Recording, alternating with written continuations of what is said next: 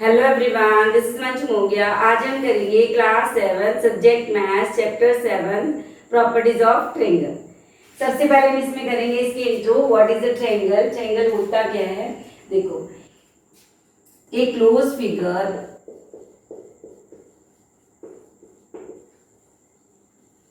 formed by three sides and three angles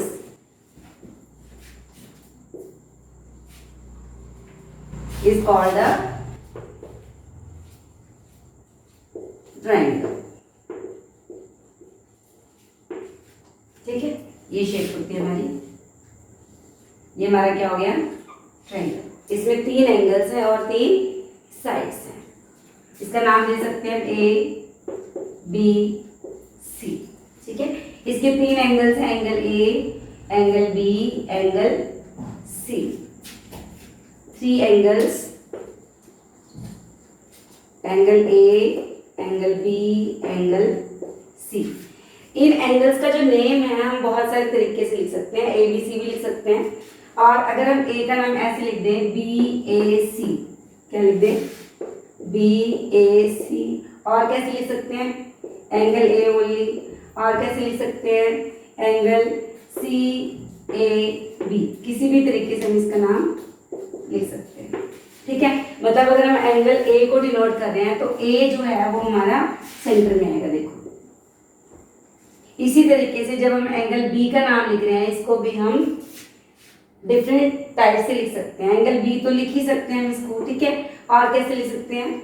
A B C, angle A B C. और कैसे लिख सकते हैं इसको?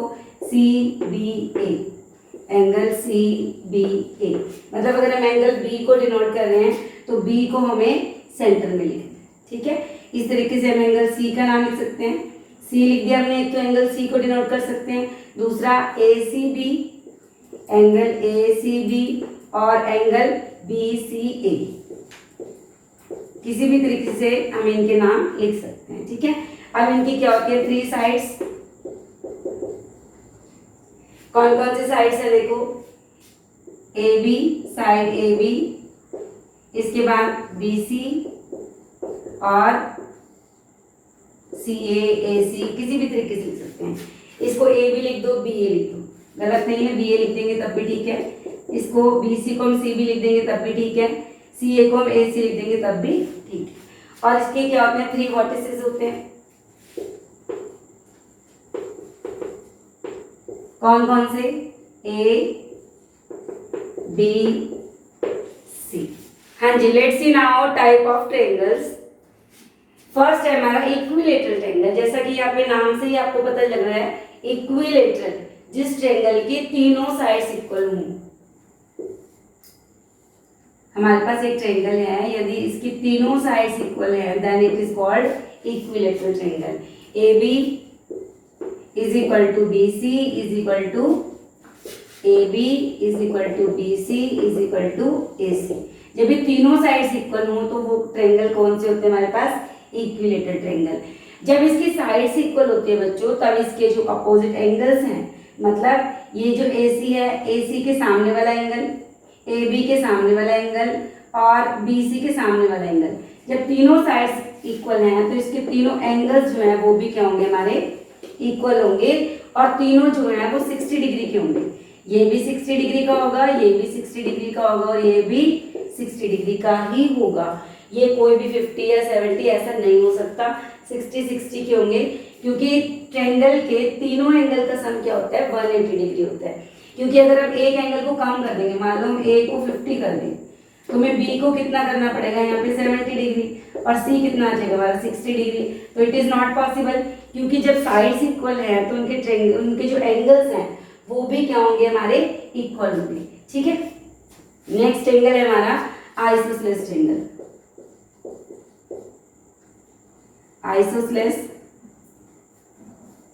Isosceles triangle. ठीक है, हाँ जी, आइसोसेलेस ट्रायंगल कौन से ट्रायंगल होते हैं?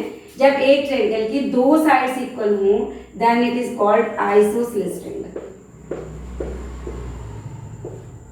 A B is equal to A C. कोई भी दो साइड अगर इसकी इक्वल हो जाए तो then it is called isosceles triangle.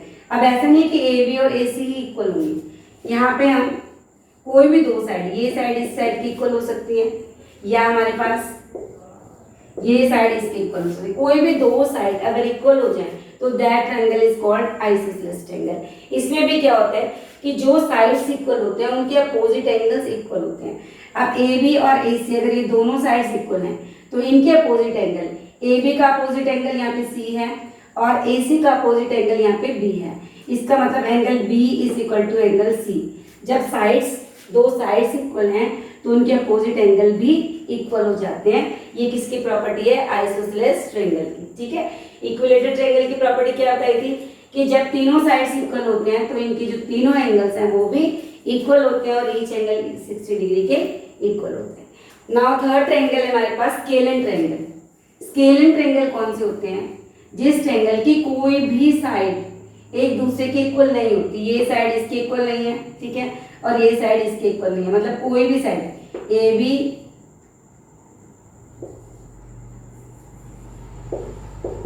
AB is not equal to BC is not equal to AC।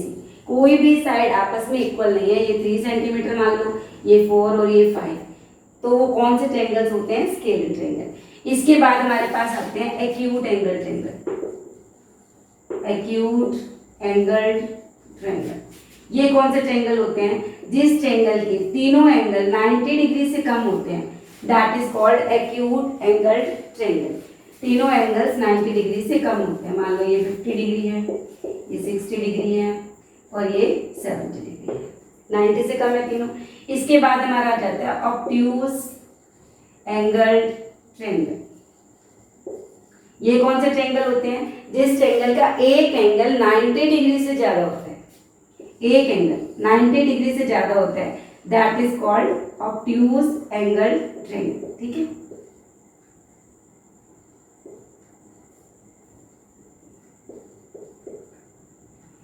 अब इसके बाद आता है हमारा राइट एंगल ट्रायंगल। कौन सा ट्रायंगल आता है?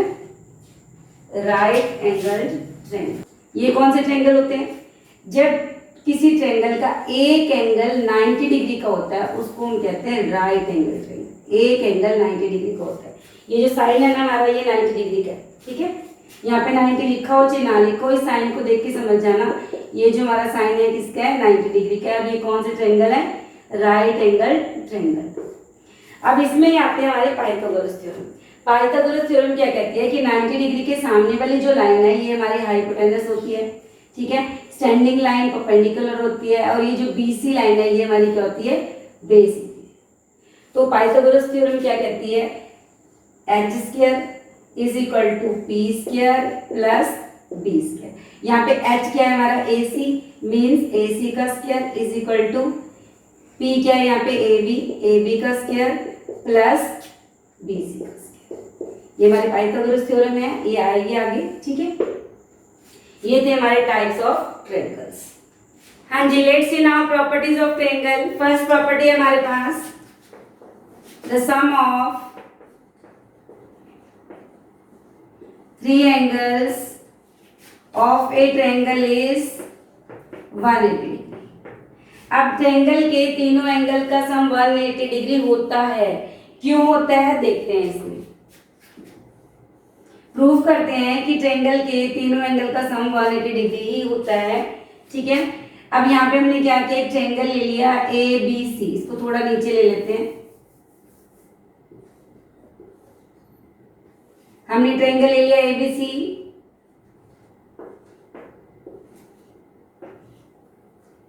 अब हम क्या करेंगे? ये जो पॉइंट A है यहाँ पे एक लाइन ड्रॉ कर लेंगे BC के पैरेलल। BC के पैरेलल हमने एक लाइन ड्रॉ कर ली PQ। क्या किया?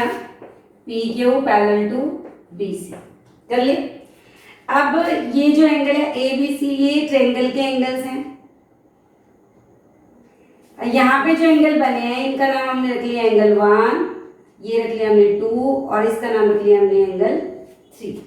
ठीक है, अब यहाँ पे देखो ये दो लाइन्स है, पैरेलल लाइन्स हैं और ये लाइन ट्रांसवर्सल है इसकी। and AB is transversal।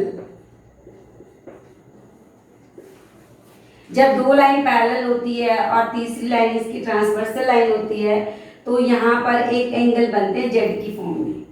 ये देखो ये एंगल बन रहे हैं हमारे जेड की फॉर्म में। तो ये दोनों एंगल्स हमेशा क्या होंगे हमारे इक्वल होंगे। क्यों इक्वल होंगे? क्योंकि ये अल्टरनेट इंटीरियर एंगल हो जाते हैं। तो हम यहाँ पे लिख सकते हैं angle 1 is equal to angle B, alternate interior angle लिख सकते हैं ना, ठीक है। अब यहाँ पे ए सी क्या है? Transversal line. ये दोनों तो पैरेलल लाइंस ही हैं, P Q parallel to B C, and यहाँ पे ए सी ट्रांसवर्सल हो गई, ए सी इज ट्रांसवर्सल। अब अगर ए सी ट्रांसवर्सल लाइन है यहाँ पे इस ऐसे, तो अब ये जो एंगल होंगे ये वाले, ये देखो ये जेड की फॉर्म में बनेंगे। यहाँ पे देखो ये एंगल हमारा जेड की फॉर्म में बन रहा है। तो एंगल 2 जो है वो एंगल सी के इक्वल हो जाएगा। हम लिख सकते हैं angle 2 is equal to angle C, alternate interior angle, ठीक है। अब ध्यान से देखो ये एक स्ट्रेट लाइन है, इस स्ट्रेट लाइन के ऊपर जितने भी एंगल्स बने होते हैं इनका सम कितना होता है? 180 डिग्री, क्योंकि ये लीनियर पेयर बन जाता है हमारा। क्या लिख सकते हैं? Angle 1 plus angle 3 plus angle 2 is equal to 180 degree. यहाँ पे क्या लिख देंगे? लीनियर पेयर या स्ट्रेट एंगल।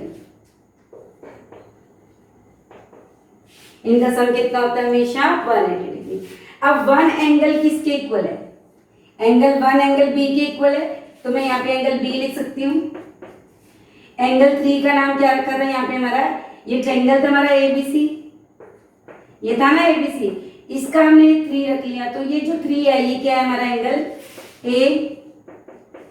और एंगल जो 2 है वो किसके इक्वल? एंगल सी के। तो 2 की जगह पे मैं क्या लिख सकती हूँ? Angle C. अब देखो it means angle B plus angle A plus angle C is equal to 180 degree. और एंगल ए बी सी क्या है? ये ट्रायंगल के 3 एंगल्स हैं।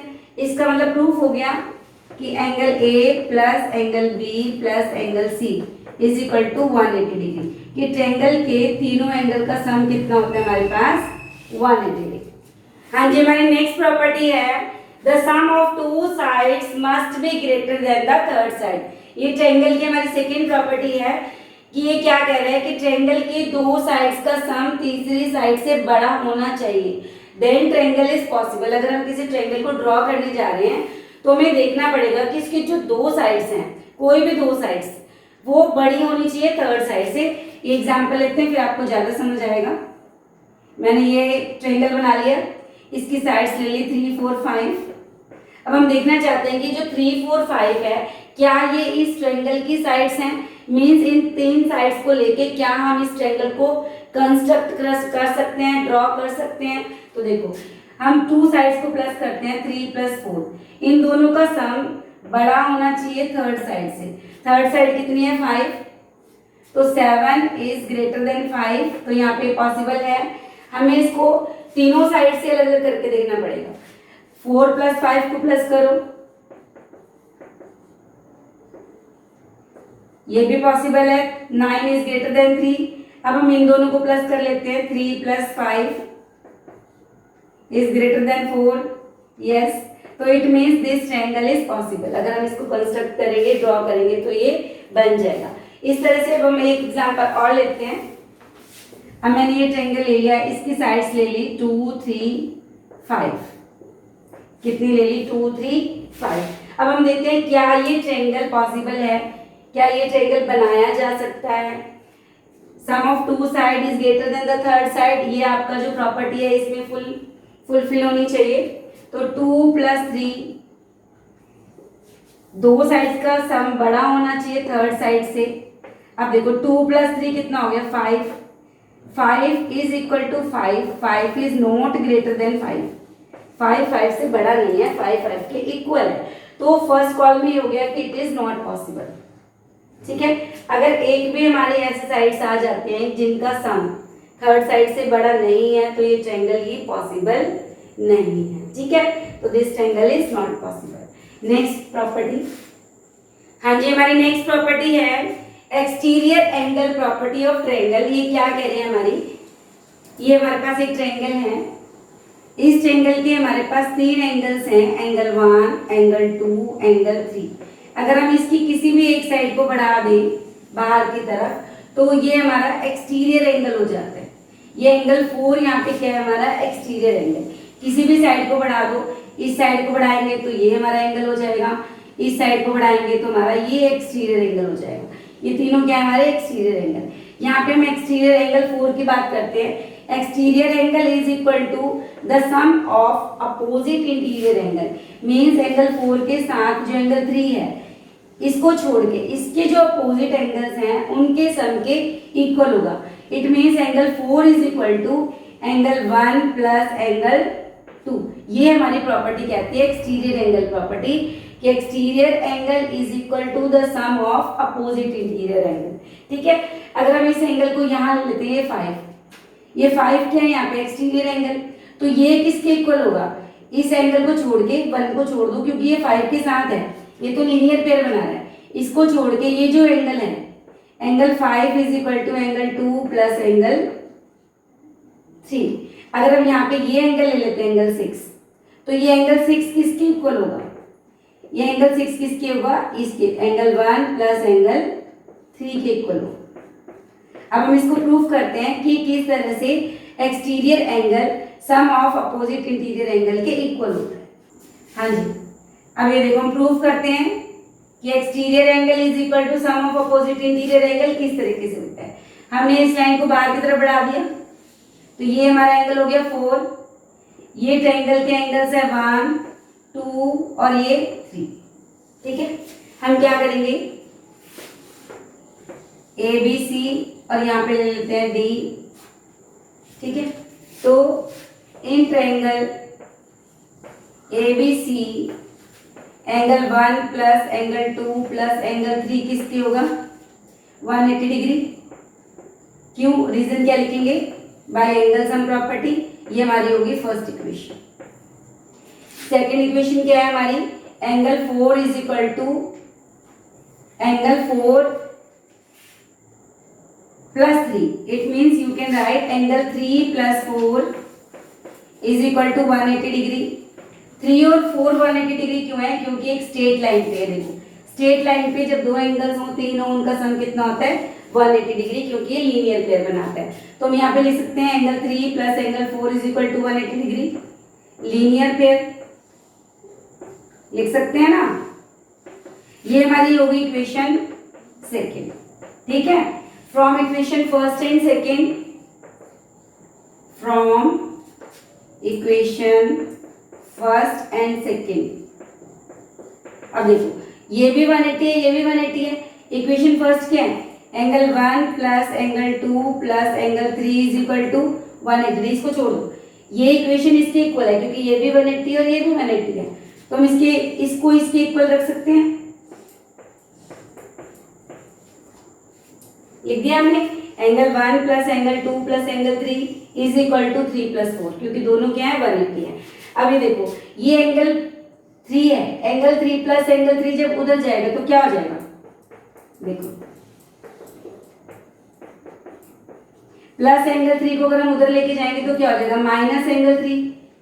एंगल 3 से एंगल 3 कट गया तो हमारे पास क्या बच गया, angle 1 plus angle 2 is equal to angle 4। Angle 4 क्या है एक्सटीरियर एंगल, और एंगल 1 और 2 क्या है इसके opposite interior angle.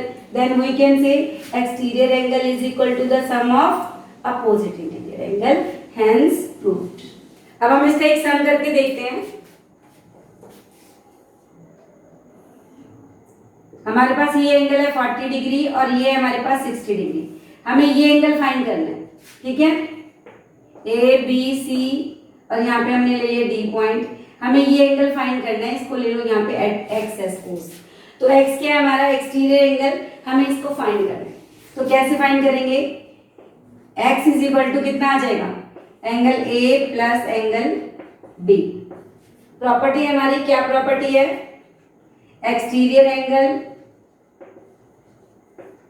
is equal to the sum of opposite interior angle. ये प्रॉपर्टी है ना, अभी हमने प्रूव करी है। तो x की वैल्यू निकल जाएगी हमारे पास, a कितना है 40 डिग्री और b कितना है 60 डिग्री। तो हमारे पास x कितना आ गया 100 डिग्री हो गया। इसका एक और क्वेश्चन देखते हैं हम। अब यहाँ पे देखो, अब हमारे पास एंगल b फाइंड करना है हमें। क्या फाइंड करना है? Find angle b। ठीक है, एंगल b को फाइंड करना है। अब यहाँ पे हमें एक्सटीरियर एंगल गिवन है। एक्सटीरियर एंगल कौन सा है? ACD। ACD कितना दिया है हमें? 120 डिग्री। एंगल A हमें कितना दिया है? 70 डिग्री।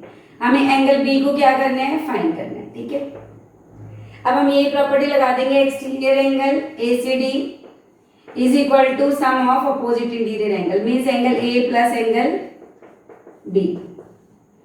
ACD हमारे पास कितना है? 120 डिग्री। A है हमारे पास 70 डिग्री और हमें एंगल B फाइंड करना है। अब ये प्लस 70 इधर आएगा तो क्या हो जाएगा? माइनस हो जाएगा। 120 में से 70 डिग्री को माइनस कर देंगे तो हमारे पास एंगल B आ जाएगा। 120 माइनस 70 डिग्री तो कितना आ गया एंगल B? 50 डिग्री।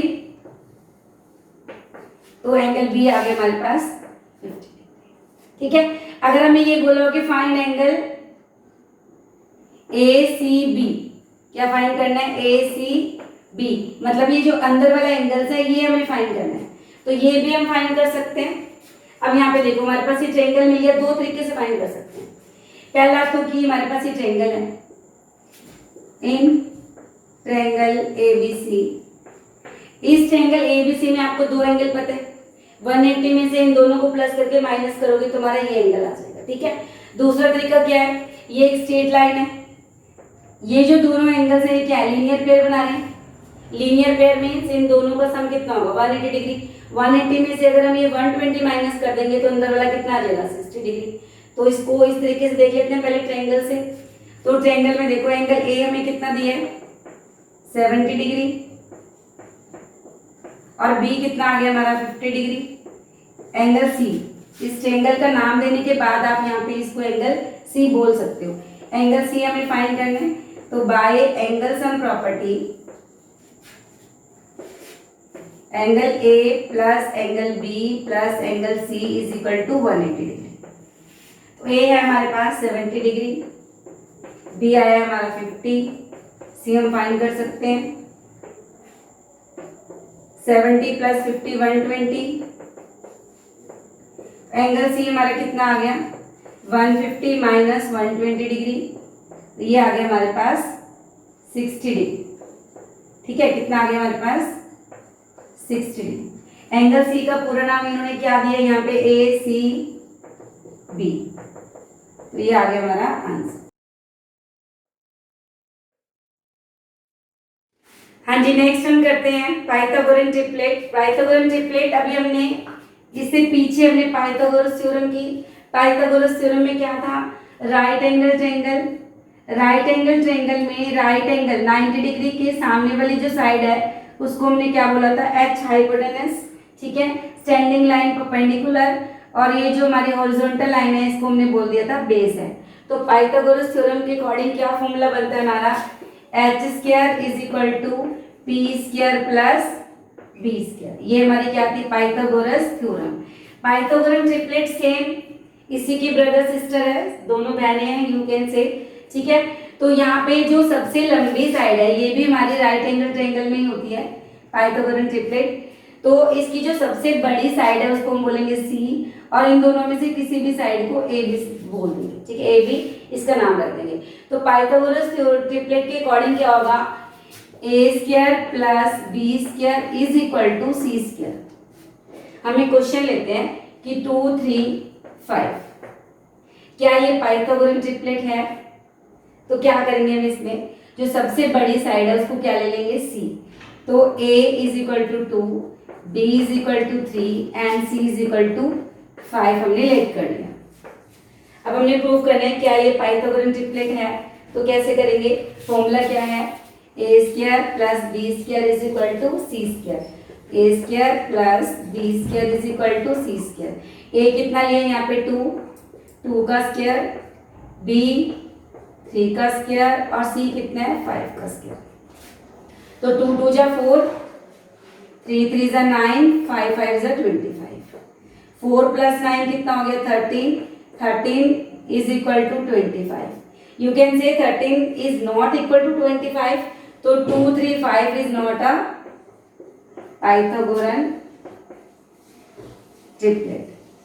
क्या लिख देंगे 2 3 5 is not a Pythagorean triplet. और एग्जाम्पल लेते हैं 3 4 5। क्या ये पाइथागोरन ट्रिपलेट है? तो लेट्स सी, इसमें ए को ऐड कर लेते हैं 3, बी हो गया 4 और सी कितना हो गया 5। सबसे बड़ी साइड जो है वो सी होगी। ठीक है, पाइथागोरन ट्रिपलेट का फॉर्मूला लगा देते हैं। A square plus B square is equal to C square. A कितना है 3 का स्क्वायर प्लस 4 का स्क्वायर इज इक्वल टू 5 का स्क्वायर। 3 3 जा 9, 4 4 जा 16, 5 5 जा 25। 16 प्लस 9 कितना हो गया 25। 25 इज इक्वल टू 25। तो यू कैन से यस, क्या हो जाएगा yes 3 4 5 is a Pythagorean triplet. You can write